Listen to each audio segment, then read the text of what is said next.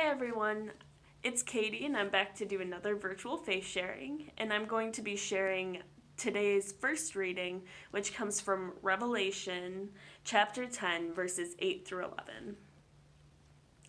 Then the voice which I had heard from heaven spoke to me again, saying, "Go, take this scroll which is open in the hand of the angel who is standing on the sea and on the land."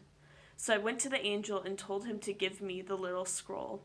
And he said to me, "Take it and eat. It will be bitter to your stomach, but sweet as honey in your mouth."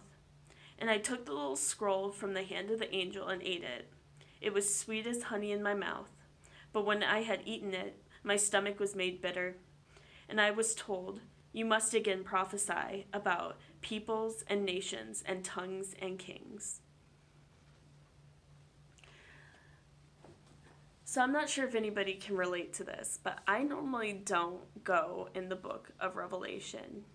It's very intimidating to me, and I know I should dive deeper into it, but it seems so beyond my understanding.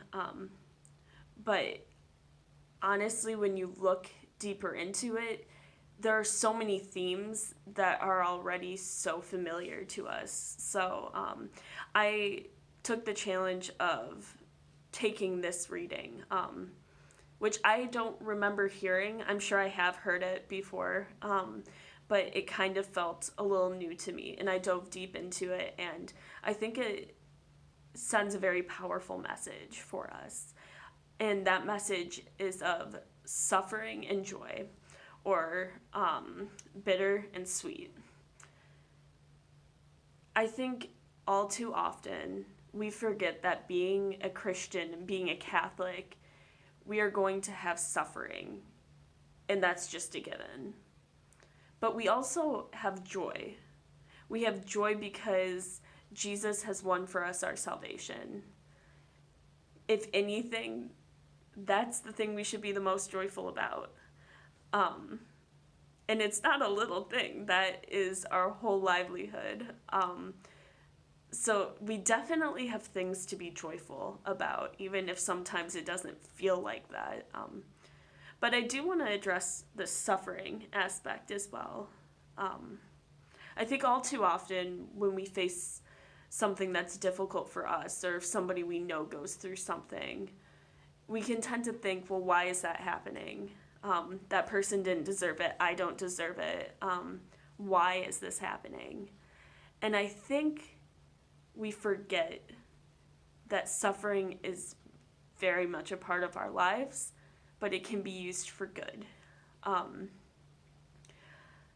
I once was thinking about the pandemic and the quarantine, and way back in March, I had been struggling a lot with the isolation. For me personally, isolation is just a very terrible concept to me.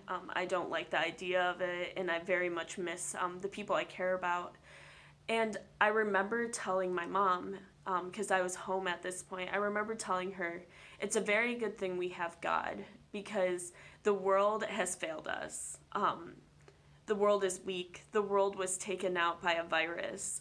We all had to stop our lives, and all of a sudden, the worldly things didn't matter anymore. And all we had to go on was God. But thankfully for us, God was strong through all of it, and is strong still, which is really, really helpful for Christians, because suffering is part of life.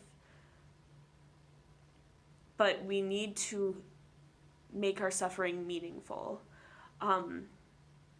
We can't be bitter about our suffering, because then it loses the meaning. However, if we can take our suffering and change it to something good, and to give it up as a prayer, then it can be meaningful. And if you need help understanding why suffering has to be a part of life, look to the cross. Jesus could have made his life a lot less filled with suffering. He didn't, though. He knew it was important, and he serves as a guide for us. Um, so I have a couple of challenges for you today. The first one, after you pray, be sure to remember to say, "Not my will, but your will be done." I hardly think any of us are praying to suffer more. Maybe you are, but I'm thinking most of us aren't. But we have to remember that in suffering is value if we carry our cross well and we're not just dragging it behind us, but we're truly carrying it. So add that to the end of your prayers.